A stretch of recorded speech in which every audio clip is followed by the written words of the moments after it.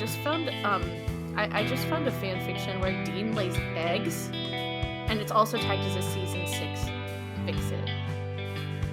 Hello, and welcome back to Super Hell, aka the Mystery Spotcast, a show where two recovering Supernatural fans subject themselves to a rewatch so no one else ever has to watch Supernatural again. Please keep that in mind. We are so serious about it. My name is Ollie. I use any pronouns, and you can find me on social media at OllieFresh. That's fresh with a PH. And I'm Klaudia. You can find me on social media at Klaudia says, K-A-L-U-D-I-A says. My pronouns are she, her. We are back from our a little holiday hiatus. The Winchesters, which is the Supernatural prequel, is not back. So we are back to talking about 2 episodes of Supernatural a week. I miss the Winchesters so much. I had to watch 2 episodes of Supernatural, and it was so hard. I was like, wait, where's Carlos? Carlos, why aren't you here? Please. I have to see these fucking men. Carlos, help. It's terrible. As a quick recap, we are now on season 2, and I think now we are officially like halfway through because we're going to talk about episode 15 and 16. So we're getting there. We're cruising. T minus however many episodes until we get to Castiel. We need to do a countdown. The first episode we're going to talk about today is called Tall Tales. I feel like both of these episodes are relatively important to Supernatural for different reasons. Like, this first one introduces a character that's important for ways we will discuss later. And then the second one is very, like, lore heavy and, like, reinforcing things that they've been kind of dancing around before. So I don't think the second one's quite as, like, lore story-wise heavy. I think it's more lore, like, thematic, but also world building. Yeah, and also I think a lot of like character building, like you get a little bit of philosophy on them. I remember watching the second episode and like really loving it when I first saw Supernatural and being like, oh damn, maybe this show's good. The saw trap that is this show, as we often say. Mm-hmm. It gives you one good one. For every one good episode of Supernatural, there's 5 bad ones. Yeah, but that's network television for you. Oh, we don't get that shit anymore. It's just Netflix canceling things after one season, so we should be grateful. So this episode called Tall Tales, it opens on a college campus outside this place called Crawford Hall, and there's this professor. He's this like nondescript middle-aged white guy, who it literally says in the wiki he looks like he's in his 40s. I don't know. I think he looks a little older, but he's like walking in late at night, and there's this like young woman outside, and she's like dressed in this like white. It looks like a nightgown. It looks very like the woman in white from the first episode. Also, it's so important to note he is wearing like a jacket and a scarf, and like you can see his breath. Like clearly it's cold out, and this woman is wearing like a short sleeve little dress. And she's like standing outside. She looks kind of lost. And he's like, hey, like, can I help you or whatever? And she's like, oh, no, I've actually been waiting for you. And he's like, are you like in one of my classes? Like, sorry, I don't remember you. And she's like, oh, you don't recognize me? And he's like, they're like big lecture classes. And he's like, anyway, my office hours are on these days, so I'll see you later. And then she's like, actually, can I see you now? And it gets very okay. And he's like, okay, well, since you asked nicely, I guess. And then he brings her into his office, and she's looking at a book with his picture on the back, clearly a book that he's written. And she starts like complimenting like his author photo, and she's being very seductive, whatever. And you're like, ugh. And he's like, oh yeah, like, and he's like, so like, how can I help you, whatever? And like, how's your paper going for this class, whatever? She's like, so JK, actually, I am not in your class. And then they start to get a little flirty, and he's like, okay, well, then why are you here? And she's like, maybe I should just like go. And he's like, and so then he's like, oh, I get it. Like, and I was like, man, this man is like kind of full of himself, because he's like, oh, like, I get it. Like, it's like, he's like, well, your feeling's only natural, and clearly he's like, because I'm kind of like a local celebrity. And I'm like, a local celebrity author who works at a university. Okay. Oh, you wrote a book? You and every other professor at that university, I'm willing to bet. Yeah, he looks like every other beach. Like, and he's like, oh, like, you're young, whatever. I get it. Like, I'm a celebrity. And he's like, well, like, he's like, don't get me wrong. Like, you're really pretty, whatever. But like, it would be wrong for me to like take advantage of that. And you're like, yes, it would be, sir. Back away. And then he goes, I just respect you too much. And I was like, oh, I want to go on a barf. And then like they start like making out, whatever. And then like she pulls away, and then suddenly her face is like changed, and she looks like she's like rotted away. And he's like, oh my God, like what is wrong with your face? And she's like, what? Like, don't you like me anymore? Don't you want me anymore? And he backs up away from her, and she like goes towards him, and then like there is a member of the staff, like the janitors, like walking out of the doors. And he looks up and he hears a thump behind him, and it's the professor lying dead on the stairs. He has fallen out of the window. And you're like, and then just see like the janitor like walk away. The janitor's like, girl, what? Like, he's clearly going to call for help. He's not just like, okay, bye. Yeah, he's like, whoa. Yeah, I should make that clear. So then we get, of course, to the boys in their motel, as it usually is. Here we got a pattern here. Sam is sitting in his hotel room. I will say their motel shenanigans are basically unbearable in this episode. But it is kind of like almost every funny gif that people use from Supernatural does come from this episode, because they were having a great time with this. It gets so wild and crazy. So Sam is sitting in his motel room, and he's like looking at some books, and Dean is sitting on the bed, like being like, oh, this, like being just obnoxious and eating fries with gravy and wings while sitting on the bed and like being loud about it. And he's like reading, he's listening to music, and Sam was like, do you mind not eating that on my bed? And Dean's like, no, I don't mind. I'm like, sibling behavior. This is real sibling behavior.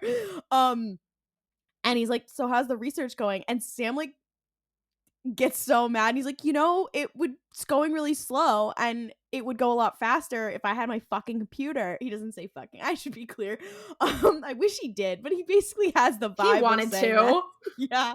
And Dean's like, Dean's, it's just, they start to like bicker, and the girls are fighting. Dean is also like playing music really loud on Sam's computer, so Sam like cannot use his computer because Dean is like, I'm playing some tunes right now. He's like, do you have games on that thing?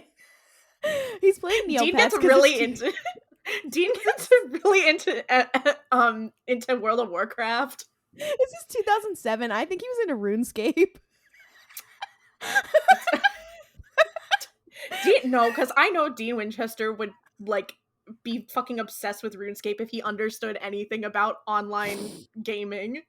Do you think he would be a Minecraft streamer? Yes or no? I don't think so. I feel like he would get mad because there's no objective. But then he sees like a viral video of someone like making like a recreation of like some place, and he's like, "You can do that in this game." Yeah, actually, and he finds out that Castiel has been like a popular Minecraft streamer. No, years. What? No, okay. Now, what the fuck? Why are you making this like Minecraft AU?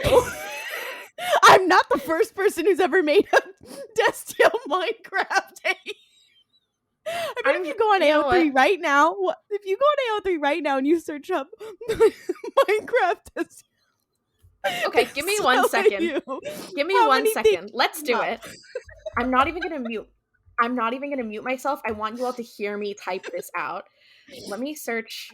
There are probably more fakes for Destiel Minecraft AU than there are for certain entire fandoms. I will bet you $1 million.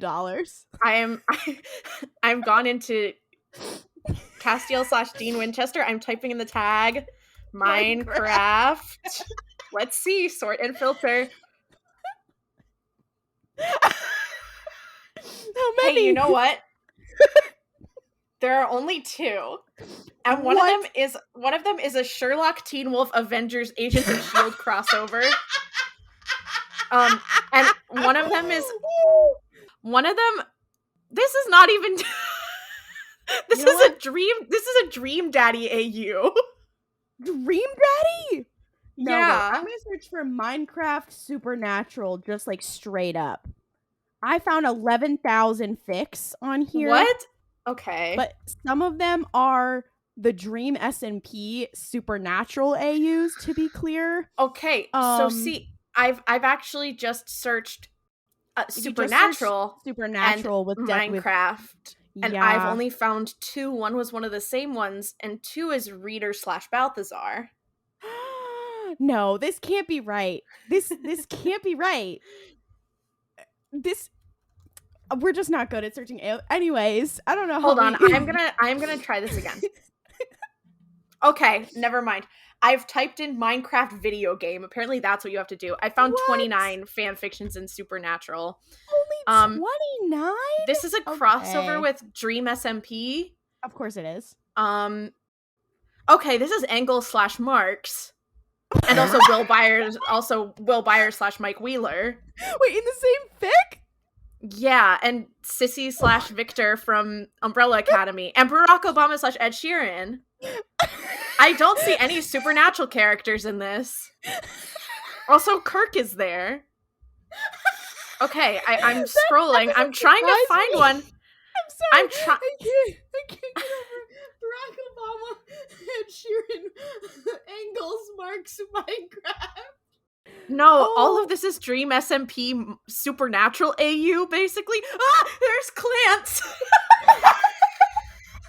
I feel like, no, Marx and Engels was not the jump scare. Klance was the jump scare. None of these are even about the characters from Supernatural. What the fuck?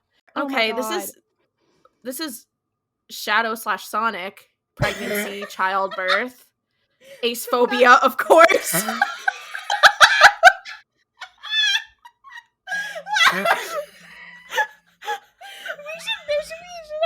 We should have a game that's like how many like layers of separation do you have to get to certain things like Karl Marx/Engels or Sonic the Hedgehog. How many tags do you have to click through to get to Sonic the Hedgehog? Because it's not very many. I've just found one that has Markiplier and that has Markiplier, Jacksepticeye, Eddie Brock, and it's also Poe Dameron/Armitage Hux. Now, what's going on there? No, okay, there's some super hulock. Oh, thank God, I'm safe. I know you.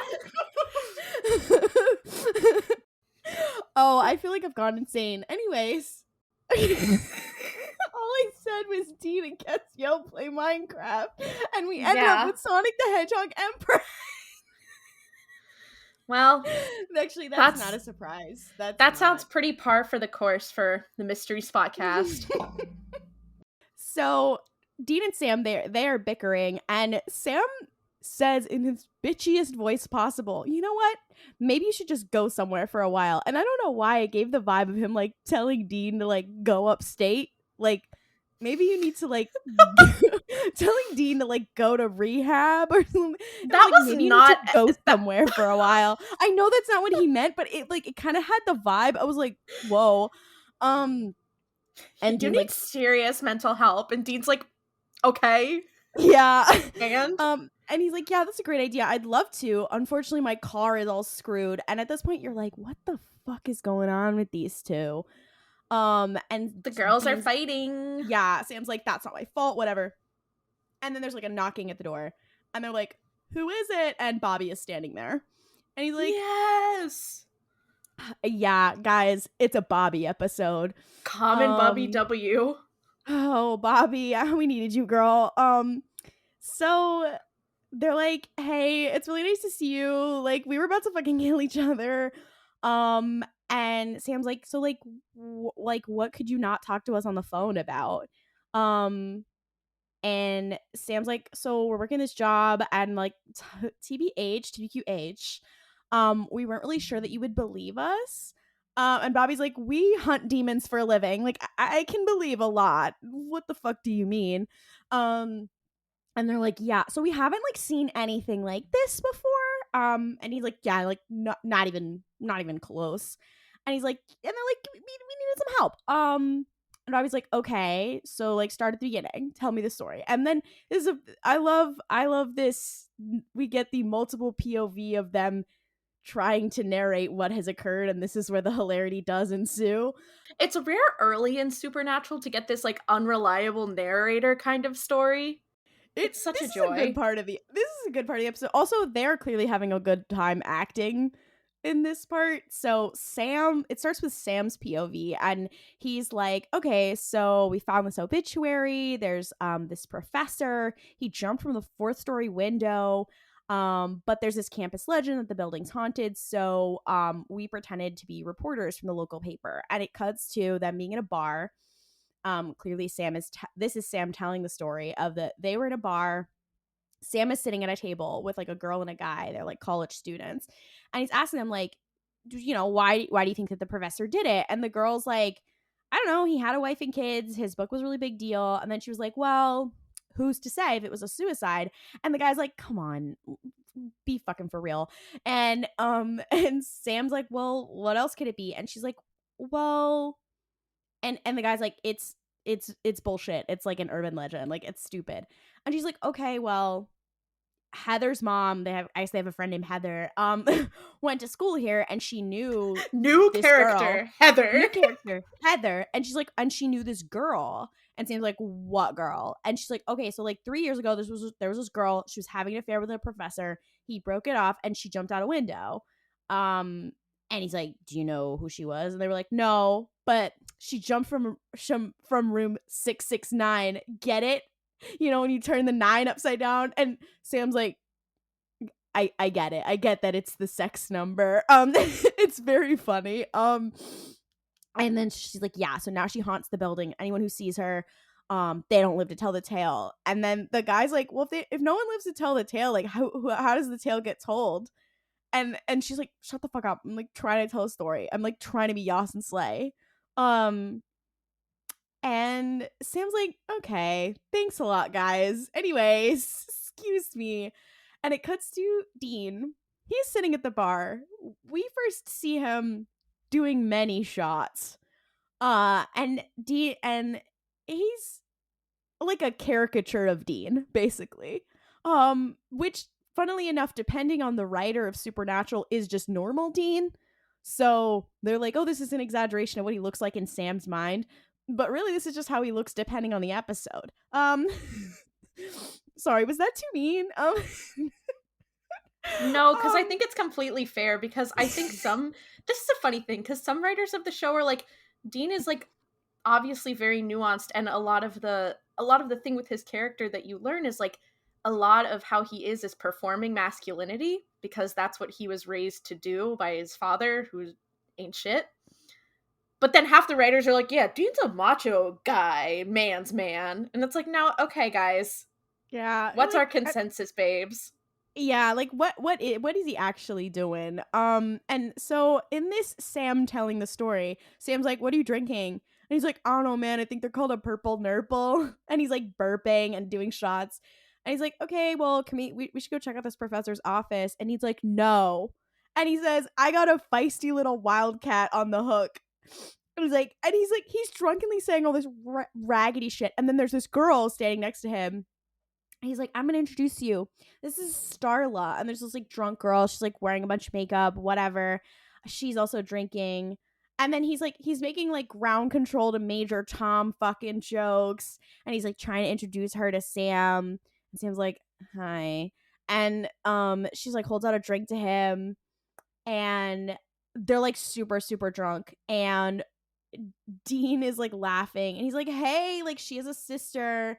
And Sam like makes this like comical smile back. And they're like it's just getting ridiculous, like and it's just getting ridiculous. Like Dean is just like literally obnoxious. And then it like cuts to the motel, and Dean's like, excuse me, whoa, come on, that is not how it happened. And Sam's like, oh, so you've never drank a purple nurple? And he's like, okay, maybe, yeah, that, but like I don't say things like feisty little wildcat, and her name wasn't Starla, which is again funny because it's like, you have definitely hooked up with women on this show who are just like this. Like, this isn't an exaggeration, Kang. Like, it's not. And Bobby's sitting there like, what the fuck? And Sam's like, okay, well, then what was it? And then now we see Dean's delusion where he goes, I don't know, she was a classic chick. And you're like, what does classic mean, Dean? What does that fucking mean? And he's like, she was a grad student, anthropology and folklore. We were talking about local ghost stories. And I was like, so his type is an intellectual. Interesting. I mean, it's not his type. His idea of himself is that he's being at least responsible and working on the case. That's so interesting, sir. Then it cuts back to the bar, and now we are in Dean's POV, and he is standing there. There's this beautiful young woman. She's like, not conservatively dressed or whatever, but she looks like, she's wearing like a nice, like low cut ish black dress. She has like really well done hair, whatever. It's business casual, but it's also like slutty a little bit. Yeah, and she's classy or whatever. And they're like cheersing or whatever. And like Dean's being like super suave and like normal, but also like so what he thinks is gentlemanly. And I'm like, sir, you've written a lot of fan fiction in your brain. But also I'm like, oh, canonical romantic Dean Winchester? Interesting. It's very fun. It's also like the performance of like what he thinks a man is supposed to be like it's so comical. Just it's literally, the Dos Equis, like most interesting man in the world. That's what he's like trying to be. That's what he thinks he comes off as, and it's really funny. It's and he's like, thanks, but there's no time for that now. I'm like, girl, you watch a lot of James Bond movies. He's like, you need to tell me about this urban legend, please. Lives are at stake. Oh, the line that he says is, please, lives are at stake. And then she's like, I can't even concentrate. It's like staring into the sun. And then they like kiss or whatever. And Sam walks up behind them and starts like coughing loudly. And then it's this comical caricature of Sam that Jared Padalecki is doing that is really, really funny. And he has his like lips pursed, whatever. And he's like, Dean, what do you think you're doing? And he's like, Sam, please, just like give me 5 more minutes. And he's like, Dean. He literally speaks exactly like, oh, what are you doing? He's like, Dean, this is a very serious investigation. We don't have time for any of your blah, blah, blah. And he's literally saying like, blah, blah, blah. And Dean just like turns away, whatever. And it gets absolutely ridiculous. And it cuts to the motel. And Sam is like, yeah, sure, that's how it really happened. I don't fucking sound like that, Dean. And he's like, that's how you sound to me, which is so funny. It's like the Charlie Brown, like the teacher at the front of the class. Like that is how Sam sounds to Dean. And Bobby's like, okay, like what's going on between the two of you? And he's like you guys are like bickering like an old married couple. And I was like, okay, again with calling them an old married couple. They are brothers. Why? What is it with this show? I don't. Anyways, and Dean goes, no, married couples can get divorced. Which is hilarious. I was like, Jesus. And then he goes, me and him, we're like Siamese twins. And then Sam is like, actually, you're canceled. It's called conjoined twins. No, this is like one of the first times too that Sam has really said, Dean, you're being fucking offensive and gross. You're like fucking. I'm canceling you. No, Sam's coastal elite wokeness is coming for Dean. Cancel culture has claimed Dean Winchester, guys. Castiel is not standing with his canceled husband at this point. He's like, actually, you deserve it. Dang. And like, so, and Dean's like, yeah, like, see what you mean? Like, we've been on the road for too long. We're just pissed, okay? And Bobby's like, okay. And they're like, so yeah, we figured out it might be like a haunting, so we went to go check it out. And I'm assuming this is once again Dean's POV. Yeah, it is. I know why it is. Hold on. Sorry. Anyways. It is Dean's POV once again, and we cut to the professor's office.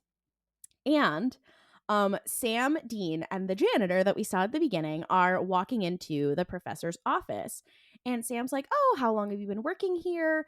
And the guy's like, oh, I've been mopping the floor for 6 years. And he's like, here you go, guys. Let me unlock the door, turn the light. he's like, oh, what's that? And Sam's holding EMF meter. And Sam lies. And he's like, oh, it's to pick up wiring in the walls. Like they're pretending to be some sort of maintenance or something like this. And the guy is like, okay, well, you know, when you're wiring up this office, like it's really not going to help the professor. And they're like, oh, why? And he's like, oh, well, because he's dead. And he's like, oh, well, what happened? And he's like, oh, he went out the window, like right there. And Sam's like, oh, you were working that night? And he's like, yeah, I'm the guy who found him. And Sam asks if he saw him do it. And he's like, no, I just saw him come up here and, you know. And Dean is eating, and you don't really know where he got this food. And again, oh, this might be Sam's POV or whatever, but he's like eating a lot, and you're like, oh, I think this is just him being annoying. Dean is like eating obnoxiously. And Sam's like, what? Like, he wasn't, and the guy's like, oh, well, he wasn't alone. And they're like, well, who was he with? And now his face is like stuffed with food, and you're like, this is definitely a joke. And yeah, because this is Sam's POV actually, and they go back to the motel, and Dean's like, okay, I ate one, maybe two, like I wasn't being disgusting, like let it go. And Sam's like, let me tell a story.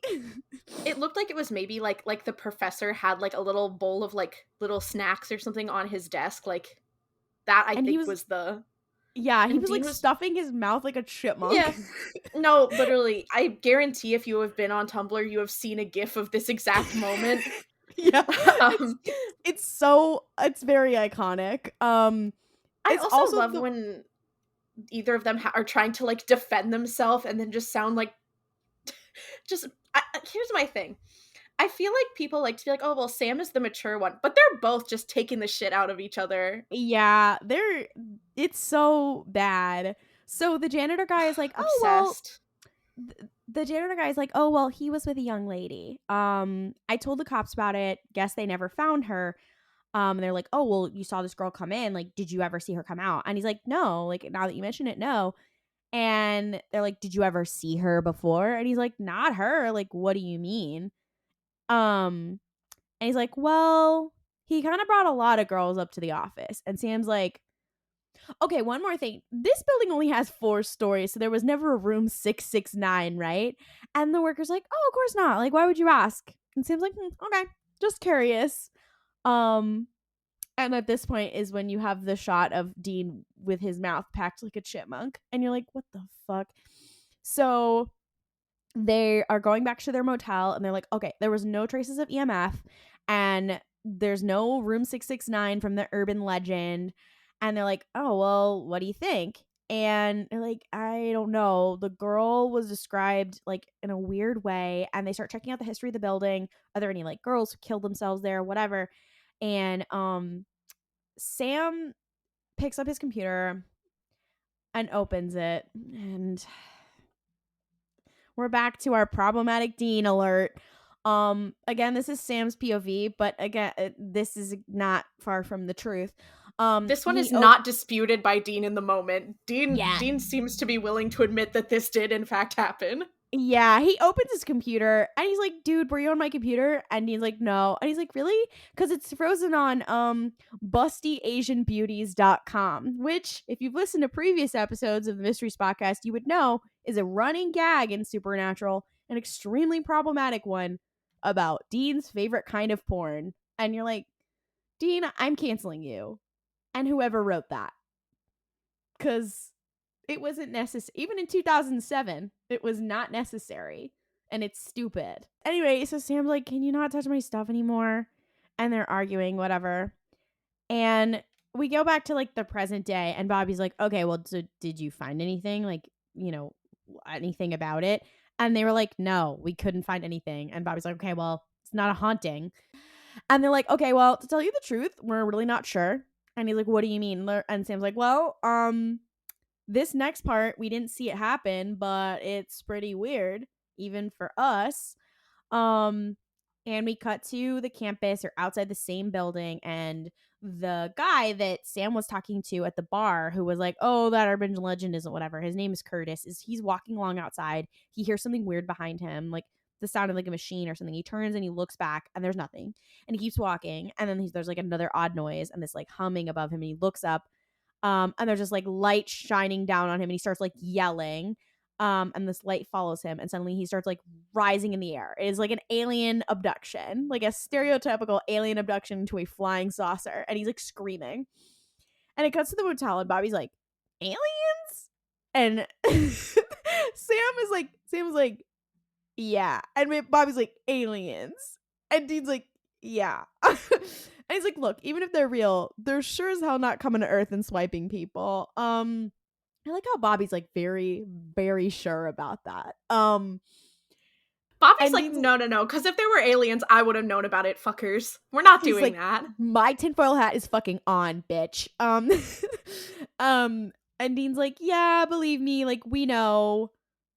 And Bobby's like, my whole life, never found any evidence of like an honest to God, like abduction. He's like, it's all, he says cranks and pranks, which is funny to me. And Sam's like, yeah, that's what we thought. But like, we thought, okay, we'll talk to the guy. And we cut to the bar. Sam and Dean, they're talking to this guy and they have drank a lot. And Dean's talking about the purple nurples again, whatever. And they're like, okay, what happened? And Curtis is like, nobody's going to believe me. And they're like, all right, like, give us a chance. And Curtis is like, I don't want to like be in the papers because I'm crazy. Because they still think that he still thinks that they're reporters. And Dean is like, off the record. And so then the guy's like, okay, so I blacked out. I lost the time. I woke up. I don't know where I was. And it now shows him lying down with like stereotypical gray bug-eyed aliens like standing around leaning over him. And Sam's like, what? And he's like, they did tests on me and they probed me. And Dean's like, they probed you? And he's like, yeah, they probed me again and again. And it was gross. And Dean's like, yikes. Let's unpack Yeah, there. he does say, oh, some aliens made you their bitch. And I'm like, Dean, listen, I don't want to take this as more than, clearly it is intended to be a one-off, like, silly little joke, like, haha, he got probed, they stuck something up his butt. But I was like, guys, it's just sometimes like this where you're reaffirmed of the way that culture trivializes and makes jokes about people who have been victims of some not good things. I'm just like, listen, I'm not like trying to read into this more than you're supposed to. I think you kind of have to sometimes. But like, guys, can we not? Well, it was not necessary. No, it was just Dean being like for everything he says in this episode. This is one of Dean's most problematic episodes. He's not slaying. He's not. It's so sad. It's so sad to see. Also, he does say, he's like, well, the aliens made you their bitch. And Samus like looks at him like, oh my god, you stupid fuck. Seems like I can't take you anywhere. And also, this is from Sam's POV, so I love that like Dean is even more cancelable when Sam is telling the story. He's like, yeah, my brother is so cancelable. I love how our last episode we were like, I stand by my canceled brother. Not this episode. So it's so bad. And this guy Curtis, he's like, it got worse. And Curtis is like, yeah, so they made me slow dance. And then it shows him slow dancing with an alien under a disco ball. I remember this viscerally when I watched it because I went, you know what? Maybe this show is bad. Also, the alien is like little, like it's short. It's maybe like 3 feet tall. So it's this full like large man like slow dancing with an alien, and it's like the lighting is like it's like a disco ball, and like there's slow music playing, and like the camera's also a little bit blurry, so you're kind of like confused. It's so much. And so we cut to Bobby, who's like, okay, you're exaggerating, right? And they're like, no. And Bobby's like, okay, well, this frat guy, he's just crazy. And they're like, okay, well, I don't think he is. It cuts back to Sam and Dean. They're looking at this like big round, like burned patch of grass, like crop circle situation. And Sam's like, I'm telling you, Dean, this is made by like a jet engine. And Dean's like, you like a saucer. And Sam's like, well, what else could it be? And Dean's like, And what the hell? And they're like, seriously, what the hell? Like, what is this? Why are there aliens now? This doesn't make any sense. And they're like, okay, first there was a haunting, and now this. There's got to be like some sort of connection. And then like between an angry spirit and sexed up ET. Dean, okay. We don't have time to unpack all of that. And they're like, He okay, has some sort of fixation. Dean yeah. Winchester has an anal fixation. I don't know what to I say. mean, we've always known that. We always did. Yeah, we do. We can't Also, unpack all that today. I'm gonna say something. I know that Cassie was like Dean's first like real girlfriend. I think she was just the first woman who pegged him. Absolutely. And he was 100%. like, oh my god, I'm obsessed with you. I'm so obsessed with you. I'm in love with you. Oh my god. Sir, you just have something internalized going on. Yeah, I fear bisexuality is kicking your ass. So it cuts to the motel, and Dean's like, well, you know, what were we gonna do? We just kept digging. And so at this point, like, they're standing in front of the frat house and they're talking to a frat pledge, and they're like, okay, so you and this guy Curtis, like, you live in the same house. And the guy's like, yeah, like, you heard what happened to him. And they're like, yeah, he said it was aliens, but, you know, whatever. Like, and now we know it's Dean's POV because Sam goes, look, man, I know this is all has to be hard. And he's like, well, not so much. And he's like, but I want you to know I'm here for you, you brave little soldier. I acknowledge your pain. Come here. And he like gives him a hug. And he's like, you're too precious for this world. If you have seen GIFs on Tumblr, you have definitely seen a GIF of this scene. Mm-hmm. He says, you're too precious for this world, too pure. Okay. Yeah, it's no, because I know that in this world, because this is in Dean's perspective, in Dean's mind, he is like, Sam would be obsessed with that sweet cinnamon roll, too good, too pure for this world. It makes me sick to my stomach to think about. He's like, ugh, people showing their feelings. And you're like, girl. So Sam's like, I never say shit like that. And he's like, and Dean says, you're always saying pansy stuff like that. I'm like, Dean, I can tell you get your vocabulary from your father who fought in the Vietnam War, because who says pansy? No, because and that's the thing. Now that we have the Winchesters, it makes a lot of Dean's behavior like less explainable. Because at least I was like, well, maybe I can say like, oh, Dean is just getting that from John. I'm like, John Winchester would not call someone a pansy. Yeah, fuck you, Dean. You picked that up yourself. He would call someone a pansy affectionate. Yeah, he'd be like, oh, you remind me of this pansy I knew, Carlos. Oh. And so John, no, because here's the problem. When Dean and Sam were growing up, John Winchester was homophobic, but in the way that, like, when you're gay and have gay friends, you're homophobic. But they didn't know that John had gay friends, so they just thought he was regular homophobic.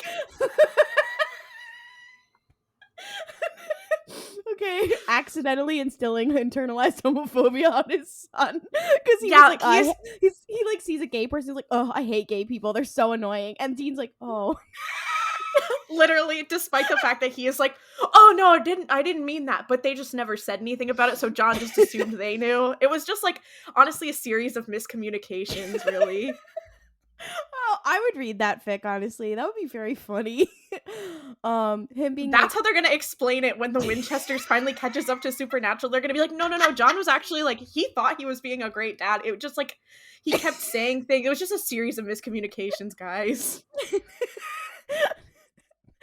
Oh, he's like, it's time to slay. And they were like, slay demons? And he's like, yeah. Anyways. So we're back with Sam. He's hugging the frat student, and the guy like awkwardly pats Sam on the back. This is from Dean's POV, and he's like, "Oh, thanks for the hug. I'm okay." And the guy, the frat pledge is like, to tell you the truth, like, whatever happened to Curtis, he kind of had it coming. And Dean's like, why? And he's like, well, he's our pledge master, and he put us through hell this semester. So now he knows how we feel. And I'm like, and what does that mean? Exactly. I'm like, how much of the story did he tell people? Because okay. And he's like, okay, it's okay. And of course, Sam gives this like smile that's very unrealistic but very funny. And then so they go back to their motel, and Dean's like, okay, this doesn't make any sense, but there's one connection. And Sam's like, between what? And he's like, well, the victims, they're both dicks. And Sam's like, that's not a connection. really? And Dean's like, well, I don't have anything else. And Sam's like, okay, well, where's my laptop? And Dean's like, I don't know. And he's like, but these guys, they got what was coming to them. And Sam's like, I left it in here. And he's like, no, you didn't. And he's like, anyway, the punishments, they're like poetic justice. And then he starts talking about like, that'd be an interesting limerick. And Sam's like, okay, that's so funny of you. Like, where'd you hide my computer? And he's like, what, your computer? And he's like, yeah, where'd you hide it? It's like who's on first at this point. And Dean's like, why would I take your computer? And he's like, because no one else could have. We keep the door locked. We never let any maids in for room service. And he's like, well, looks like you lost it. Poindexter. Again, Dean, why do you speak like this? And Sam's like, you know something? I put up with a lot of your shit from you. And he's like, you know, what are you talking? And of course, Dean's like, what are you talking about? I'm a joy to be around. And he's like, your dirty socks in the sink, your food in the fridge, blah, blah, blah. This line is so funny to me. And he's like, your food in the fridge. And Dean's like, what's wrong with my food? And he goes, it's not food anymore, Dean. It's Darwinism. I was like, that was and you know what? Funny. And you know what's a sad thing? Dean Winchester probably doesn't know what Darwinism is. and Dean goes, I like it. And he's like, you know, all I ask for you is one thing. You don't mess with my stuff. And Dean's like, are you done? And they're like, the girlies are fighting. And he's like, how would you feel if I screwed with the Impala? And he's like, it'd be the last thing you ever did. We cut to the present. And Bobby's like, okay, so did you take his computer? And he's like, it serves him right, but no, I didn't. And Sam's like, and I didn't lose it because I don't lose things. And Dean's like, oh, that's right, because he's Mr. Perfect. And Bobby's like, okay, I'm at my fucking limit with you two. Why don't you just tell me what happened next? Like, and Dean's like, okay, so there was one more victim. And we didn't see this one ourselves either, but we like put it together. So there was this guy, he was a research scientist, he was doing animal testing. And Dean's like, yeah, you know, a dick. And I'm like, oh, PETA supporter Dean Winchester. Also, I was like, what kind of animal is this dude doing? Like cosmetic testing on dogs or some bullshit? Like, what kind of animal testing is he doing? Yeah. I mean, listen, I think animal testing is bad. I want to make this stance, but what happened to him seems cruel and unusual. Yeah, and it was like, well, what kind of animal testing? Is it like, you know, when you test on rats for cardiac research? Or is it like doing cosmetic research? Like, what is it? I don't know. But Dean's like, yeah, he's a dick. On the Mystery Spotcast, we are pro animal testing. We're coming out as pro animal testing. We're coming out as pro animal testing. Yeah. But it's very much like Dean's like, yeah, fuck him. He should have died. And you're like, damn, okay. Dean is the kind of person who like would see a news story about like something terrible happening to like a family, and he's like, oh, that's sad. And then they're like, and the dog also was taken. He's like, no. Yeah, not the dog. I feel like he's done that. I feel like he probably has. He's like, no, because Dean Winchester is like, he is the epitome of the dad who's like, I don't want a dog. You have to take care of it. It's gonna smell. It's gonna be blah blah blah. And then they get the dog, and he's like, this is my best friend, and it's sitting in bed with me. That literally happens. Oh, you didn't get to that season. That literally happens. Not the episode where he gets turned into a dog. That's different. Yeah. Oh, I forgot about that. But like something similar to that does happen, and you're like, oh, I'm sad now. So we see the scientist. He's walking down the steps, that same building that we've been in. And he crosses the road and he like sees something shiny inside of a drain. And you're like, oh, it's very it coded. And he crouches down, he looks inside, and there's a watch. And he like sticks his arm inside the drain trying to reach it. And I'm like, what adult does this? It literally is like, what adult is seeing a watch and being like, and he gets this devious little smile on his face too. Yeah. It's like, I'm gonna grab this. You're like, sir, you're like 40. I know it's 2007 and the economy's about to take a turn, but like, it's not that bad. Like, and so he puts his like hand in the drain, he tries to reach it, and then like suddenly he's like screaming like something got his arm. Like, it's like it basically. We cut to the morgue. Sam and Dean, they break into the morgue through a window. And in the present, Dean is like, yeah, the cops, they didn't release a cause of death because they had no idea what the cause was. They were like, we had to check it out ourselves. And they pull out the tray, and there's no like whole body. And he's like, okay, guess this is gonna be quick. And they pull up Just the cloth sort of, and yeah, it's just sort of super gross. pieces. Yeah, there's just like pieces of this man. There's only an arm and a leg left. It's so gross. And they're like they see bodies every day, but they're like, oh, this is so gross. And they're like, okay, it was mutilated. Something was hungry. Did they identify him? And they're like, yeah, he was a research scientist at the college. And guess where his office was? In that same building, Crawford Hall, same as that professor. That's where the frat boy had his close encounter. And he's like, okay. They take a closer look at it and they're like, it looks like there's like a belly scale. And Dean's like, a belly scale? And he's like, from what? And he's like, an alligator? And Dean's like, an alligator in the sewer? Come on. He's like, Dean, it's a classic urban legend. The kid flushes a baby alligator down the toilet. It grows in the tunnels. And he's like, yeah, but nobody's ever like found one. I mean, they're like not real. And he's like, well, and then there was also an alien abduction. But something like jumped this guy. And they're like, this couldn't be any weirder. And they're like, okay, let's get some help. We'll call Bobby. He's run into stuff like this before. And Sam's like, yeah, I'm sure he has. It's just your typical haunted campus alien abduction haunted sewer gig. You know, simple. We cut to the motel in the present, and they were like, you know, we decided to search the sewer. We split up. We did each ends of the campus.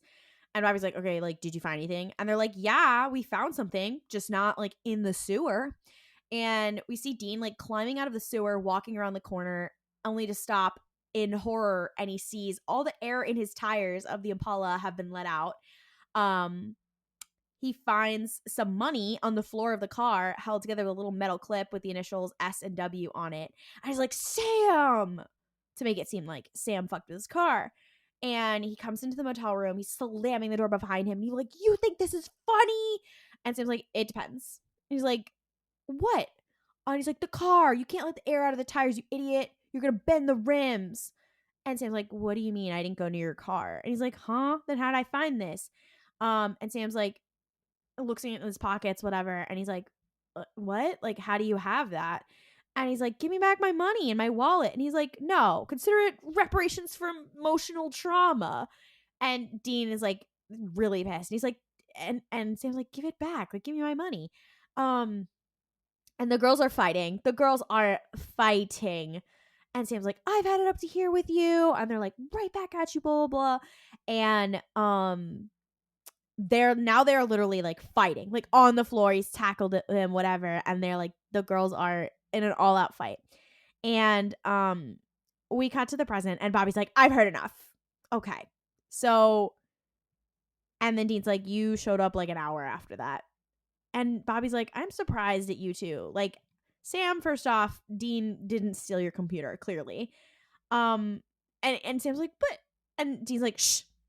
And he holds up his hand and it's like very funny.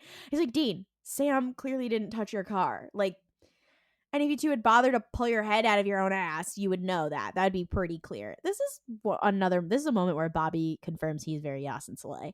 And Dean's like, what do you mean? And Bobby's like, it's like what you're dealing with.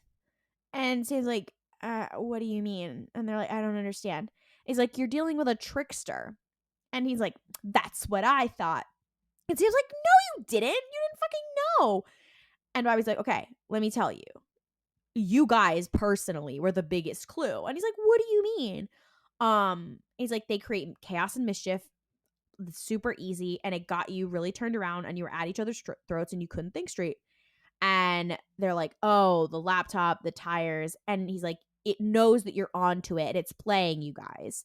And they're like, is it a spirit? Is it a demon? Like, what is it? And he goes, more like demigods, really. And he lists off a few deities. And he goes, you know, like Loki in Scandinavia, like Anansi in West Africa, whatever. There are lots of different trickster gods and lots of cultures. They're immortal. They can create things out of thin air. They're real, just like you and me. And, you know, we can kill them the same way. Dean's like, so they can make things like an angry spirit, an alien, and an alligator. And Bobby's like, yeah, it makes sense with the victims because they like to target people who are really high and mighty, knock them down a peg. They usually do it with like a sense of humor. They do like deadly pranks and stuff like that. And Dean's like, well, what do they look like? And he's like, well, they can look like anything, but they disguise themselves as humans. And then Dean turns to Sam and he's like, well, what human do we know who's been at ground zero this whole time in this building? Let's talk a little before we move on to the Yeah. This is I feel like we almost need to have a disclaimer because it's going to keep happening and it's so shitty to have to stop and talk about it every time. Not that it's shitty to have to talk about it, it's just that it's like, guys, come on. We don't want to beat a dead horse over a show that is over. The way Supernatural handles non-Christian religions, it's really troubling, but it's also kind of a symptom of the media in general and of entertainment and how society treats non-Christian and specifically non-major religions. It's tough because it's a symptom of any show that kind of has like the plot is based in like, oh, creatures and whatever, but it's just important to think like, now why are we misrepresenting a culture? Yeah. Well, and it's also a case of like they're trying to straddle this line, and Supernatural does not do it well, between we are Bible fan fiction in a somewhat Judeo-Christian, that's not a great term, I don't love using that term, world, but we also have all kinds of demons and monsters from various cultures. It's almost like we want to have our cake and eat it too, be like a Monster of the Week Supernatural show, but also be Bible fan fiction at the same time. It's like, well, you do kind of have to pick one. You can do all of them, or you can be like, yeah, we're going with the Bible. Or you have to do it with a little more nuance. Instead, they're like, oh, it said every couple of episodes, they're like, oh yeah, other cultures exist. They're pagans. They kill people. And you're like, I mean, I will say, at least when you're dealing with all the Christian stuff, they're like, angels, fuck them. They kill people. They suck too. And you're like, okay, all right. But the way they treat pagan gods is very like, it's very much demons. Like they're also, it also very much gives like pagan, and not even necessarily pagan, but like just non-Christian, non-quote Judeo-Christian religious figures as being like, well, they're just like little demigod freaks who just kind of show up and do their thing and manipulate people.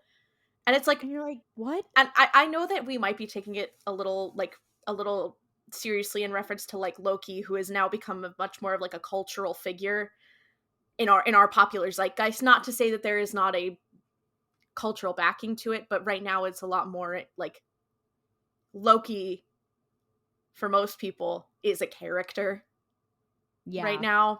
So, it might seem silly us having this discussion about this character, but it is a theme that carries over in Supernatural, of them being like, yeah, well, these aren't like real gods. They're just like, kind of people who, they're just like creatures who do blah, blah, blah, blah, blah. And it's like, well, okay. Yeah. Interesting. Well, they call them demigods, and you're like, first of all, they're not.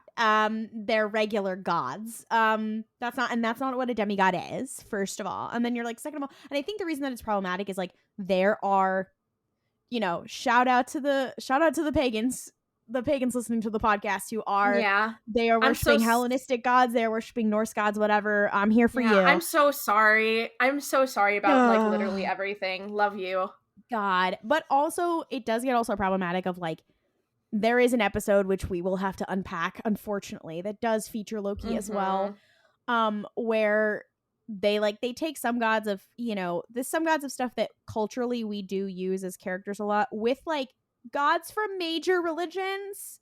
Like they just put Kali in there, and you're like, whoa, okay, all right. And they're like, yeah, these are all minor characters. Meanwhile, like the singular god with a big G is a whole separate thing, and you're like, okay, however, why are you do they take like major gods from like major world religions and then be like, yeah, they're just little demigods that like cause little crimes in communities, and you're like, I want to kill you. I think the big problem, a lot is that it's like, well, there's all these little guys, but we all know, like, the real God is the one in the Bible. Like, okay, Yeah. guys. So Well, Bobby enters his canceled era. Bobby has a dog named Rumsfeld. Let's be real. I think he was already canceled. No, Bobby, please. Bobby, no. No, Bobby, don't vote for George W. Bush. No, Bobby. Bobby, please. What was Bobby doing on 9/11? Why didn't Bobby stop 9/11? Bobby did 9/11. Bobby made money off the Iraq War. No. That's why he has a dog named Rumsfeld. Yeah, he's Bobby, like, this is my biggest money maker. No, we're slandering Bobby. I think. Okay, here's the other piece of this scene that doesn't make sense, though, because it's like, was John Winchester just an idiot that he didn't like teach his kids that like gods exist? Oh, there was a caveat there. I was just. I mean, yeah, we know that, but like, sir. Oh yeah, because he met in the Winchesters. Now we know he met a god. We talked about this earlier with the Winchester. It's humiliating for John on so many levels. He's getting his memory wiped for real. Yeah, he is getting his memory wiped for real because they did meet like one cult version of the god Ares. So yeah, it's also POV. Percy Jackson at the age of 12 beat Ares' ass while John Winchester was like couldn't handle himself. Yeah, as a grown-ass man with military training. Grown-ass man with military training who survived the Vietnam War versus Percy Jackson, 12 years old, ready to throw hands. Who will win? Percy Jackson versus John Winchester fight. That's the pantheon. That's like after you beat Ares. They have to fight each other. But here's the thing is Percy Jackson is known for throwing hands with abusive parents, so... I mean, listen, I didn't say Percy wasn't clearing. Oh yeah, Percy Jackson using Medusa's head on John Winchester, and then Sam and Dean are never born.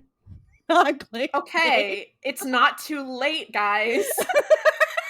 This is what they're gonna be doing in the in the Percy Jackson TV series. It's gonna be them decanonizing Supernatural. God, I would lay my life at Rick Riordan's feet if he decanonized Supernatural. You know what? I'll let the Disney monopoly slide. I don't know how we got here. Anyways, Stan Percy. You know, actually, any of the demigods in Percy Jackson could clear John Winchester. I feel like be any of these yahoos. Yeah, that's true. Nico D'Angelo beats Dean Winchester to a pulp. Gay boy on gay boy violence. They're like, hey, who has been at ground zero? We cut to somebody's looking at a magazine. It's looking at all these different headings. Aliens, alligators. They come to one that says Cannibal Madman Chainsaws Family. When I saw this, I was like, oh my God, Chainsaw Man reference. And I was like, girl, you need to stop watching so much anime. So he sees this thing that says Cannibal Madman Chainsaws Family. And he's like, ooh, that's a good one. And it cuts to that it is the janitor from Crawford Hall that we keep seeing. He calls to his dog and he stands up and he's like, did you eat? I could eat. And he heads over to this table. There's like all this food on it. There's like cake, there's fruit, there's chocolate, whatever. And he's like, there's something missing. And then like these two like beautiful women like appear and they start to like feed him food. And he's like, I'm living the life. We go inside. No, because he is, I'm sorry, I'll say it now. He is so fucking slay. He's just like me for real. The energy he has is immaculate. Except for, like, all the other fucked up stuff he did. But I'm also like, you know what? I'll forgive him. The LGBTQ community has forgiven Loki.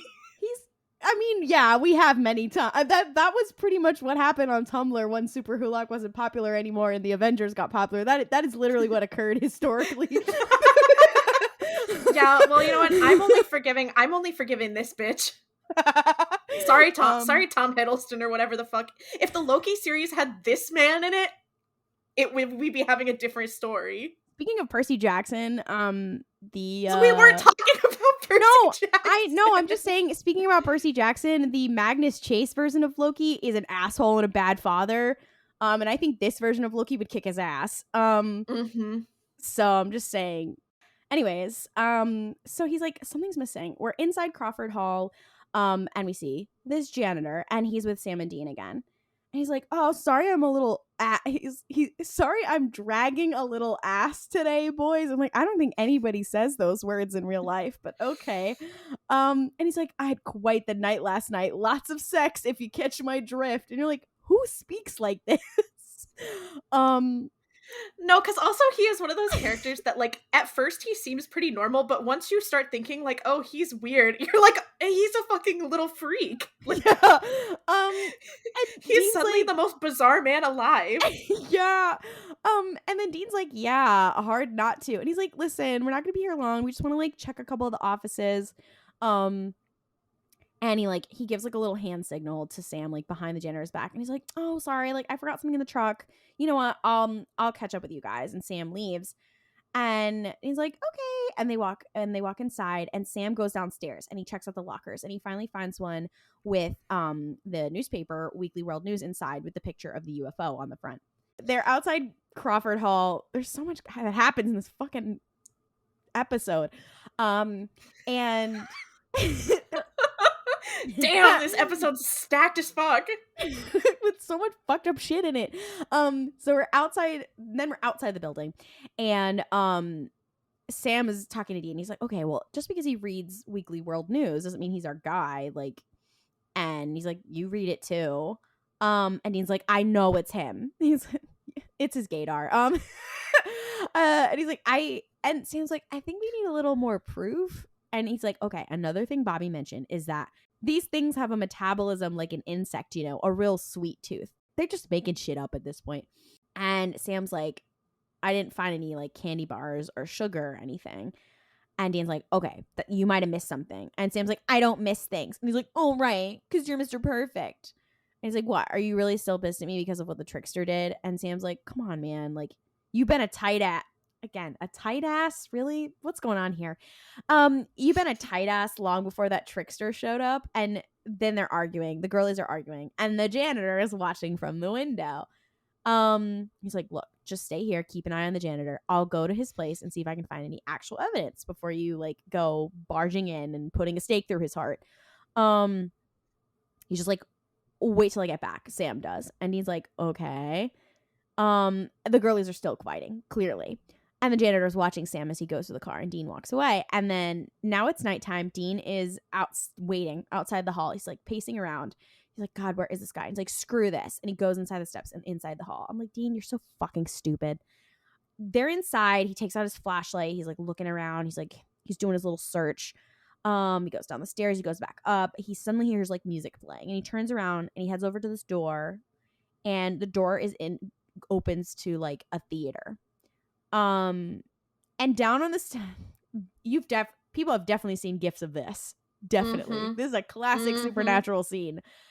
Down on the stage, there's this big red like canopy bed, and there's like two women scantily clad sitting on it. And Dean like walks inside, and they're like, "We've been waiting for we've been waiting all summer, and you're finally." It's also so important to note that it is the same two women from before. Yeah, it is. From when the trickster was hanging out with them. Yeah, and they're like, "We've been waiting for you, Dean." And Dean's like, "You guys aren't real." And they're like, "Oh, it'll feel real." And they're like, "Whatever." And they're like, they're trying so hard. And he's like, "I'm a sucker for happy ending." And you're like, "Oh my God, Dean, stop. You're so stupid." You're like, "What are you? Odysseus with the sirens? Come on, Kang. Like, are you an idiot?" He's like, "I'm going to have to pass." And then there's a voice behind him that's like, "Oh, well, they're a peace offering." And I'm like, all right, do we not respect women in this house? All right. And he turns around, he sees the janitor who is sitting in the theater. And he's like, "I know what you and your brother do. I've been around for a while. Like, I've run into you guys, people like you before. You're kind." And then Dean's like, "Well, then, like, I can't let you just keep like hurting people." And the janitor's like, "Come on. Those people, they got what was coming to them. You and Sam, I like you. So he goes, treat yourself. As long as you want, just long enough for me to like move to the next town." And Dean's like, "I can't let you do that." And he's like, "Well, I don't want to hurt you." And you know that I can. And he's like, look, I gotta tell you, I like your style. I mean, the slow dancing alien, they're laughing. The girlies are laughing. They're having a little chat about this. And No, because you know what? Dean is like, Loki. I'm just saying. I feel like Dean was kind of into it.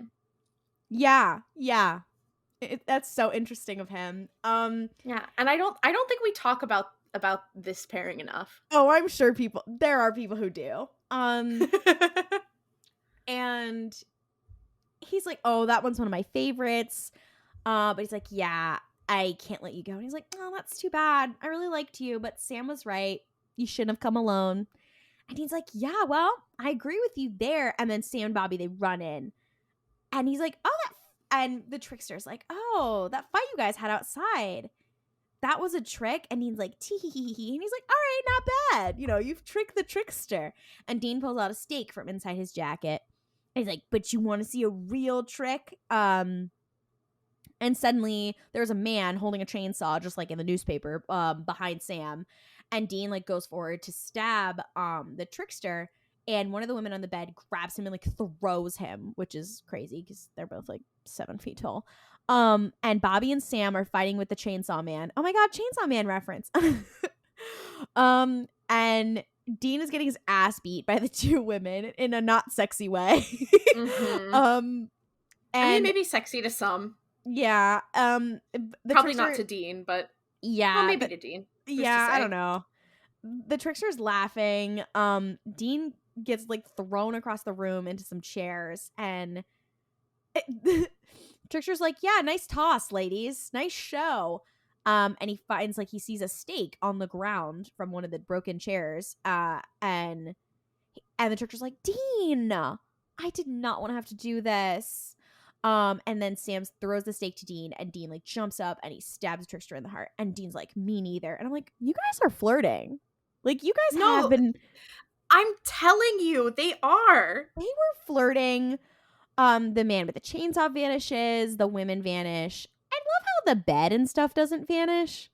Like, the bed was just there. That was practical effects. Yeah, well, we know why, but we know why it doesn't. But I'm getting ahead of myself. There. That's a secret for later. That's a secret for later, me. This is a mouse tool we'll use for later. And Dean's like, oh, are you guys okay? And they're like, yeah. And then Dean goes, I gotta say, he had style. Again, gay boy. What's going on there? Yeah. Why are you so obsessed with him? Uh-huh. Then they're outside and they're like, thank you so much, Bobby. Like, we really couldn't. And Bobby's like, save it. Like, let's just go before somebody finds the body. Usually they clean up after themselves, so them just like leaving the body is kind of crazy. Well, like, they are in the middle of a campus in broad daylight. No, I think it's at night at this point, isn't it? Is it? I thought it was like it was dawn. Oh, I don't know. Well, regardless, maybe they were just like, girl, we just gotta get the fuck out of here. Yeah. And they were like, we should clean this up, and Bobby's like, oh, I never clean up. Dean's like, I just go. I guess this is before there's cameras everywhere, and they get into the Impala, and it's hilarious. I'm like, aren't you guys still on the run from the FBI? And then you just stabbed a guy. Like, well, it's not gonna go. They got tired of that plot line. Yeah, they knew that plot line wasn't interesting. Yeah. So they get into the Impala, and Sam's like, hey, like, I just want to say, like, and they're like, hey, me too. Like, they clearly want to say sorry, but they can't because they're men. And they look at each other, and then Bobby's like, you guys are breaking my heart. Could we just leave? No, Bobby is so funny. He's like, aw. Anyway, there's a fucking body in there. We gotta go. You guys can have this conversation in the car. Shit. So we get inside Crawford Hall, and somebody walks up to the body that's still lying on the chair, and then the body disappears, and we see that the man that came up to the janitor, it is the janitor, and he takes a bite out of his chocolate bar, and then the episode ends. So that episode, I'm sorry, it had its issues. I love that episode. There's some fun trivia for this episode, actually. Yeah. That I want to bring up. So the guy who plays the trickster is actually really cool. His name is Richard Speight Jr. You've probably heard us talk about him before. Spoiler alert for future episodes of Supernatural. He does come back and is like the Archangel Gabriel. Yeah, they're like, hey, surprise, Not that wasn't like the trickster god Loki. Yeah. It was Gabriel pretending to be Loki because Yeah. he was bored for thousands of years. And it's not like a situation of like, oh, Ty Olsson played multiple characters. It's like, no, he's playing the same character. He's just kind of like a fuck up. Yeah. But also, keep in mind, also, Richard Speight Jr. directed the Destiel confession episode, just so you guys know. Please remember that in your heart of hearts. And just remember that. He directed a couple of recent episodes of the Winchesters, didn't he? He directed the one where the mid-season finale where John and Mary kiss. Oh yeah, where they have a very similar scene to Destiel. Yeah. I'm just saying, he is our ally from the start, but I am saying I think that people later on, they love to ship Sam and Gabriel. I think they picked the wrong brother. Shit, I think all the angels just kind of want Dean, and he wants them back, but he doesn't know how to diagnose that about himself. I think Gabriel just like he flirts with men, but yeah, he flirts with men, but Dean is just like, am I having a gay moment right now? Yeah. Dean doesn't understand what he's being like playfully flirted with. He's like, are we in love? Yeah, Castiel later on is like, you flirted with my boyfriend? He's like, oh yeah. Like, I feel like you would be more offended if I didn't flirt with him. Yeah, well, he also does flirt with Sam at one point, which is very funny. Well, I mean, yeah. So true. Yeah, the whole thing about whether, like, they say just a trickster god in this, and they mention Loki, so it's kind of just implied, but later on they're like, yeah, that's Loki. And they're like, psych, actually, he was Gabriel the whole time. And you're like, the fuck? Which is, once again, I hate to harp on it, but it is kind of the same situation of like, well, you know, the other gods or whatever, but the Christian gods are the real ones. Like, it really is giving that. Yeah, and like, you know, you could say it's more of like different people like see the same figures with different beliefs, but it's not in this show. No, they're like quite explicitly like, no, that's like, I don't remember exactly how it happens, but I do remember pretty explicitly him being like, yeah, that was just some bullshit I felt like doing. But the god Loki does exist in Supernatural Universe, does show up later. I don't know if they implied that like Gabriel killed him, whatever. Like he's basically having his midlife crisis, which is really funny. Okay. Also, he is so slay. The angel Gabriel is also the angel that tells Mary, "Hey, you're gonna bear God's son." So if you watch this and you know this is the angel Gabriel and you keep that in your mind, it's very funny to me. He said it's a prank, bro. Yeah, I mean, obviously angels can have all different kinds of vessels, and like, you know, canonically in the Bible, you know, he probably came down as like the biblical version of an angel, which is fucking terrifying. But like, I just think it's funny. POV, Richard Speight Jr. tells you you're bearing the Son of God. Honestly, if I was bearing the Son of God, that's probably my top 5 people I would want to be the one to deliver the news to me. Like, I feel like I would be like, that is probably better than some other situations. Like, he would be like, oh my god, congrats, you're gonna have God's baby. And I would be like, oh my god, you directed the Destiel confession episode.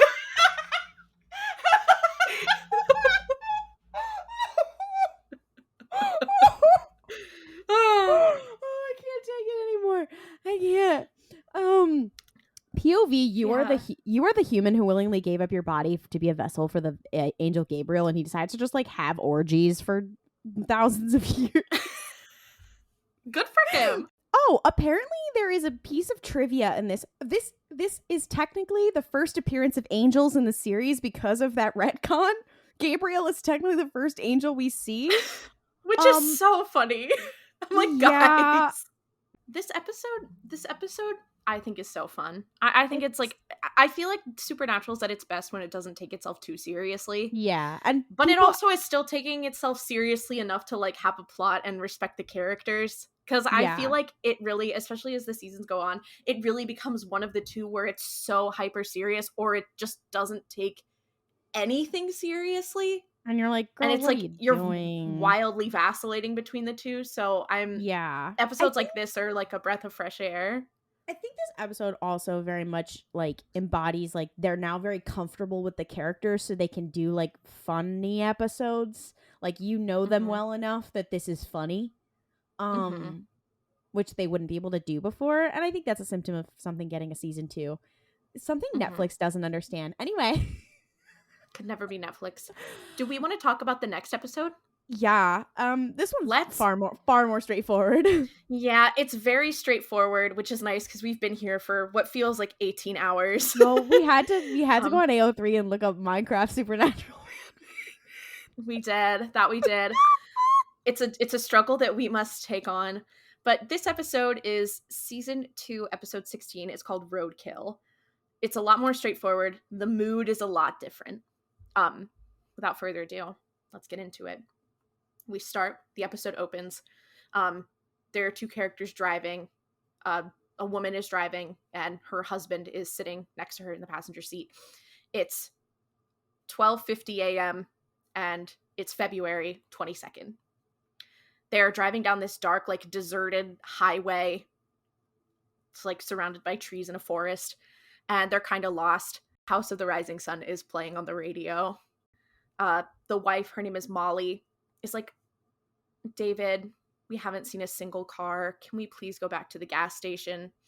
And David, her husband, is like, no, we're not lost. He has a paper map in front of him. He's like, no, we are on Highway 99. We're almost there. And then they drive past a highway sign that says Highway 41. And he's like, oh, we're just taking the scenic route. And she is kind of giving him shit. She's like, wow, we are going to be spending our anniversary in their car.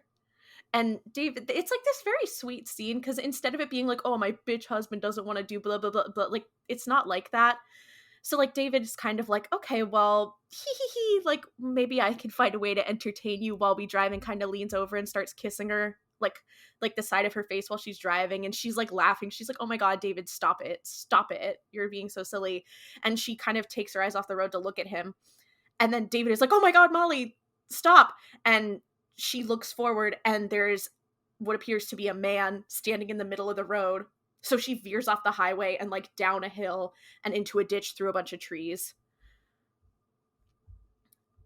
A little bit of time has passed, clearly. She wakes up. She's not really, like, banged up or scratched or anything. She's mostly okay. She looks over, and David is not there. So she's like, David, and kind of, like, calling out for him, and there's no answer. She struggles to get out of the car, and she starts walking into the woods, like, calling out for him. And she sees this farmhouse in the distance, and it's interesting because this farmhouse is, like, in the middle of a forest. So I'm like, they keep saying it's a farmhouse, but I'm like, why is it in the middle of a forest? Whatever. That's just a concern It's just for another what they time. could film in Vancouver. Literally. But the farmhouse is slightly lit, so she's like, okay. So she goes towards the house and knocks on it. No one answers, so she kind of opens the front door and she walks in, and she sees this older man from the road. She sees him from the back, and he's wearing, like, kind of farmer's clothes and a hat. He's probably in his 50s. He has gray hair. And she's like, oh my gosh, are you okay? I'm so sorry. I hope I didn't hurt you. And he turns around, and there's, like, blood gushing from his stomach. And he kind of transforms into, like, this skeleton figure. Then that's where the cold open ends. And this is a strange episode of Supernatural because the cold open ends and then the episode actually picks up right where it leaves off with the same character. Because we see Molly, she runs out of the house and is, like, running through the woods and up the hill to the road because this guy is presumably chasing her. Oh my God, is And she running through the woods? Like Cohmac Vitus?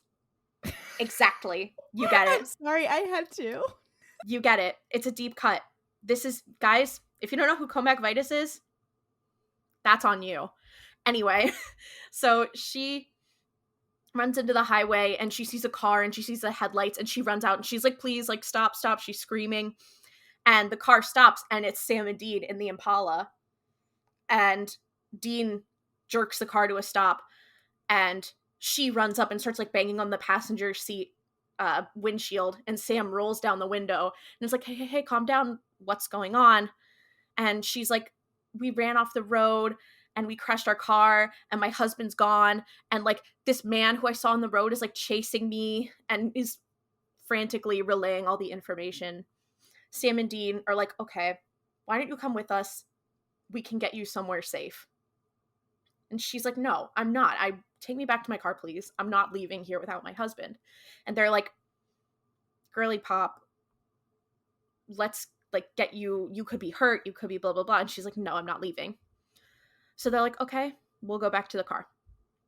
So they go back to where the car was, and Molly is like, oh my god, the car is gone, and like there is no sign of an accident. And she's like, that's so weird, and keeps kind of walking down the hill. And we see Sam and Dean, and Sam tells Dean, he's like, we need to get her out of here because this man could show up any minute. And then Dean says, if we tell her the truth, she'll take off running in the other direction. But they do end up kind of convincing her. She's still like freaking out. She's like, I don't want to leave. And they're like, she's like, I don't want to leave. We have to go to like the police. And they're like, okay, we'll take you to the police. Let's do that. Please just come with us. It's not safe out here. And she's like, okay, fine. She relents. So they get in the car and they're driving. And Molly is kind of wistfully talking about David. And she's like, we were supposed to be in Lake Tahoe for our 5-year anniversary. And is just clearly thinking about her man. She's a girl boss, by the way. And then the radio dial kind of starts moving by itself, and it stops on a station, and it starts playing House of the Rising Sun. And she's like, this is the same song that was playing when our car crashed. And then the dial starts to kind of turn again, and you can hear a voice hiss, she's mine. And then Dean looks up in front of him and sees a man standing in front of the car, the same man. And instead of slowing down, he drives his ass right through him, and he like turns to dust. And they look back and they're all like, oh my gosh. Molly's like, what the fuck? You just hit that guy, but he disappeared. What? I don't understand. And Dean's like, we just got to keep going. And then the car stops and dies. And they're like, okay, well, I guess we're not going anywhere. So they get out of the car and they pop open the trunk, and Sam and Dean start going through their like hunting stuff. And Molly's like freaking out. She's like, okay, your car is full of weapons. I'm leaving. And then Dean is like, girly, it's not a coincidence that we're here. We're trying to track down the ghost of this man. But this man is a ghost. He died 15 years ago on this road. His name is Jonah Greeley. Every year on the anniversary of his death, he haunts this road, and we're going to stop him. And she is like, girl, that is ridiculous. And they're like, is it? Is it really? Like, look at what you just saw. And she kind of relents and is like, fuck it, okay. Well, I'm not leaving without my man, so I guess I'll help. And good for her. It really is girl boss, male wife behavior that's happening on this day. Molly offers to show them the farmhouse, the cabin, where she saw this guy, Jonah Greeley. So they go back to this place, and they're walking around, and they find a room that has a couple like surgical tables, and there's like stale blood. And Dean is like, this farmhouse was probably like his hunting cabin.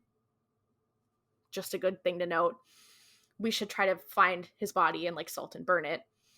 And Molly, throughout this whole time, it's really interesting because she almost serves as like a viewer surrogate, which is funny because it's like, we know how this works at this point if we've been watching it enough, but it's kind of nice to have them like procedurally explain like how to get rid of a ghost. So like Molly's like, well, I don't know if this is the episode that they like put in season 2 to be like, if you just caught on because this is on TV kind of episode, but it works. It really does work, which is interesting. It doesn't feel like you're being talked down to, which is really nice. But she's like, well, why are you salting and like burning the bones? And they're like, well, that's how a spirit can often stay tethered to a place, blah, blah, blah. And they're kind of explaining it.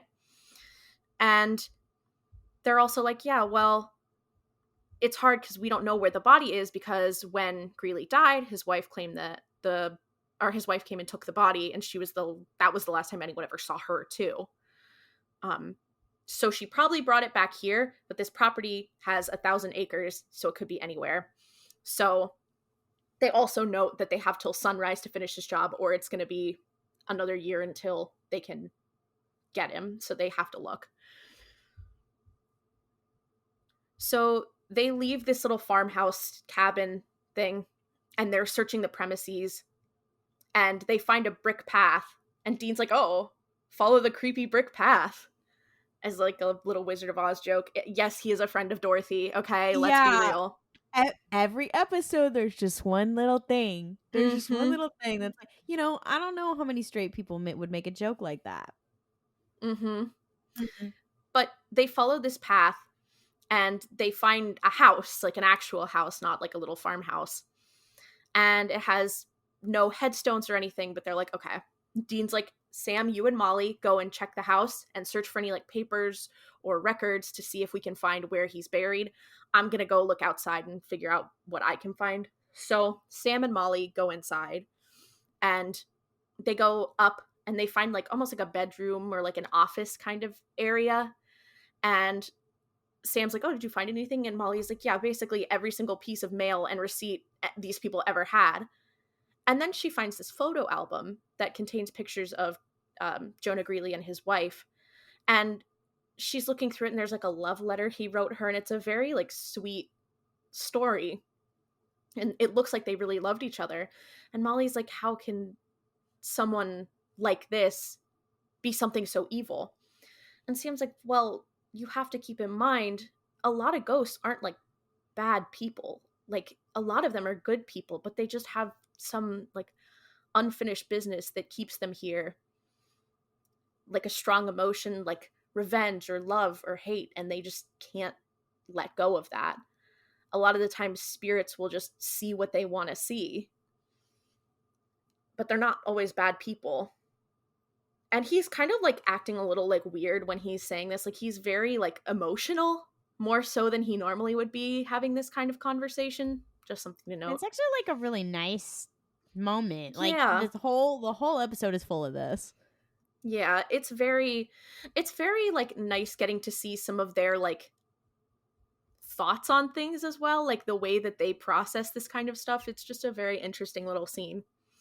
Um but Dean walks into the room at this point and is like, there was nothing really downstairs or outside that gave me any idea of the whereabouts of his body. Hang on. And he sees like there's a dresser on the wall, and he kind of pulls it away, and he's like, there's a door behind this dresser. So they move the dresser, and Dean's like, I'm gonna break this fucking door down. Watch this. He kicks the door in, and they climb in, and they find the remains of Jonah Greeley's wife, who is basically a Party City skeleton with a blonde wig on and a dress that has... I legitimately, because we've been making Party City wig jokes about Sam Winchester in the last episode of Supernatural for so long that I forgot they do Party City wigs and Party City skeletons earlier in the show. I had to pause it and start laughing. I was like, oh my god, how did I forget about this? And it's so fucked up too, because the situation is like, she's like hanged herself. And they're like... But you're like, what is this skeleton doing here? No, it's like, it's a very like deeply emotional scene, but it's like, girl, I cannot get over the fact that that looks like something from Scary Movie. But regardless, but they find her body, and the three of them are just kind of looking at it, and Sam's like, wow, she just probably just couldn't live without him. It's like she came and got his body and then did this. So Sam goes over to like cut her down, and Dean's like, dude, what are you doing? And he's like, well, we can't just like leave her here. We need to bury her to like put her to rest. So they cut her down and they carry her outside and downstairs, and they bury her remains like by the front step. And Molly is like, well, what happens to a spirit when they're put to rest? And Sam and Dean kind of look at each other and they're like, well, we don't really know. And she's like, so you don't know, but like your whole job is to do this. And they're like, yeah, well, when you like salt and burn the bones, they don't usually come back. That's kind of the point. So yeah. And they're both like, yeah, well, hopefully they go somewhere better than here, because they're clearly like being tortured by being stuck in some sort of cycle or being just like having some issue. So, that's the whole goal. So they go back inside the house, and Molly is looking through photo albums in the kitchen, and Sam and Dean are off to the side, and Sam is like, we should tell Molly the truth about David. And Dean's like, no, I feel really sorry for her too, but we have to stick to the plan and get her out of here, and then we will tell her. And then she's like, tell me what? And they're both like, oh, you are not supposed to be paying attention. And she's like, oh my God, do you know where David is? Is David dead? Like, what do you know? And they're kind of like stuttering, trying to find an excuse. And then they hear House of the Rising Sun start to play. And they're like, what? So they walk around, and Dean walks into this other room and finds a jukebox, which is like unplugged, but it's playing. And then spooky. Oh my God. It's literally very comical because we see Dean look at the jukebox, and then he looks down and sees the plug on the ground. But it's funny. And then we see Molly. She's standing by a window, and she freaks out because Jonah Greeley smashes through the window and grabs her and pulls her out of the house through the window. Sam and Dean like run after her, but they've disappeared. Ah! Very scary. Commercial break. Anyway. Jump scare. What's the TikTok sound? The jump scare.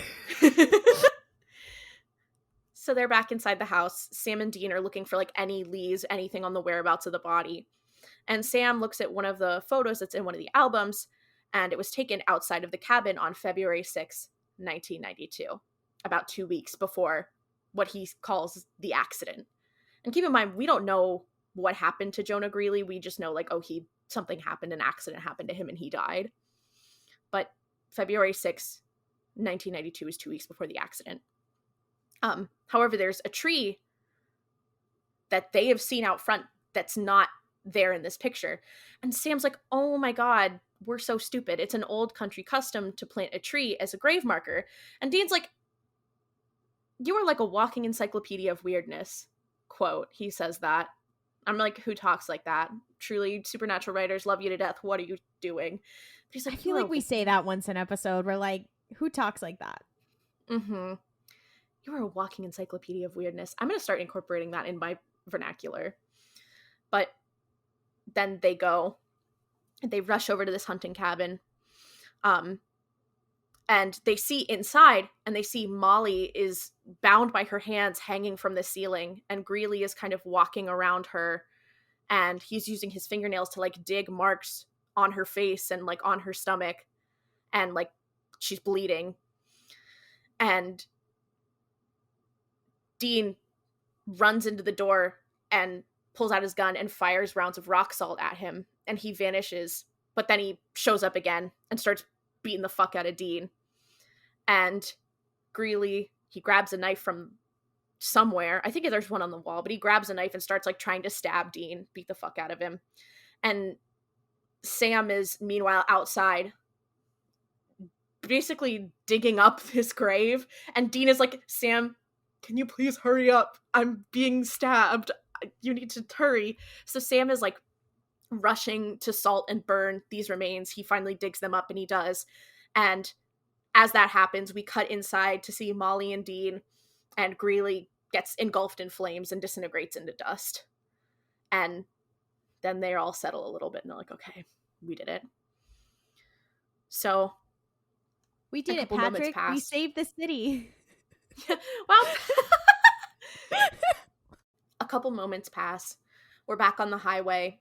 Sam, Dean, and Molly are going back to the Impala. But Molly is like, I know you know something that happened with David. You said it earlier, and then I got taken, so I didn't get to hear it. What happened? Is he dead? And Sam is like, no. He's alive. We will take you to see him. And she's like, oh my God, I don't know why y'all are being so weird and fucking cryptic about it. Okay, let's go. So then they pull up to this suburban house. And Dean is like, yeah, David is here. He's in there. And she's like, why would he be in there? And they're like, Sam is like, just go up. It'll make sense. So she gets out of the car and walks up to go like knock on the door, but she looks through the window and sees David. And then a woman walks in and she like comes up and kisses him. And she's like, who is that? Who the fuck is he kissing? And Sam comes up and is like, that's David's wife. And she's like, what? And then they're like, Molly, the accident that happened, like what is the last thing you remembered? She's like, well, it was February 22nd, 1992. And they're like, Molly, it's 2007. 15 years ago, you and David hit Jonah Greeley with your car. David survived, but you didn't. So every year on the anniversary of his death, Jonah Greeley decides to punish someone for what happened to him. And that someone is always you. You were a ghost, and you've been appearing on that same road every year. And then we see this sequence of Sam and Dean, like, doing their research and finding out what happened and building up to them, like, going to see Molly on the highway. And we see them talking about the case and figuring out that there have been 12 accidents over the past 15 years. 5 of them have been fatal. It always happens on the same night. And then we see Sam and Dean at the library looking up, like, news articles on the accident and them talking to David. And then it shows them in the Impala right as Molly darts out of them. And Sam is like, oh, looks like we found her. And that's when we see, like, the scene from before where Molly's knocking on the door of the Impala. And then Molly's like, oh my God. It comes back to present. And she's like, wow, I'm, like, literally dead. Like, I died. But like, I have to go talk to David. I have to let him know. Like, the last thing I said to him was, like, I called him a jerk while we were fighting. I mean, we weren't really fighting. Like, they were just kind of play fighting. But the last thing she said to him was that he was a jerk. And she's like, I need to talk to him. I need to apologize. And they're like, Molly, you can do that. We won't stop you. But David's already said his goodbyes. Like, he knows that you loved him. He has moved on. And now you need to move on. This is such like a kind, I feel like people come back to this a lot when they think of, like, Sam and Dean's characterization when they're actually nice people, of, like, this is like reminding us of, like, it's that hunting isn't just about killing things, which I guess is important or whatever, but you're like, oh, I'm really sad. Oh, yeah. Shit. Yeah. But she's like, so what do I do if I don't go say anything to him? And they're like, well, you have to, like, let go of everything that's happened. And Sam's like, yeah, like I said, a lot of the time spirits aren't bad people or anything. They just see what they want to see. And this is what you wanted to see. As much as you want to see David, you have to let go and move on. And she's like, but you guys don't know what happens after. And they're like, yeah, but hopefully it's somewhere better, but we don't know. And she's like, right. And she looks up into the sunrise, and it's this very, like, beautifully acted, very, like, nicely shot scene of her looking into the sun, and, like, her hair is blowing in the wind, and then she slowly kind of becomes light and dissipates and is gone. And then Sam is like, wow, I really hope she's in a better place. And Dean's like, yeah, I hope so too. And Sam's like, well, I guess hope is what it's all about, right? And then the episode ends. A lot less complicated than the one in the first half of this episode of the Mystery Spotcast. The biggest piece, other than I love them having, like, soft and kind moments of this episode, is them talking about, like, what comes after death. Considering what occurs later is crazy, because, like, in these early episodes, it's just like when they had, like, the faith and the church episodes and stuff like that, of, like, we're getting to see what their beliefs are, and then later on that shit is just gonna get blown out the water several times.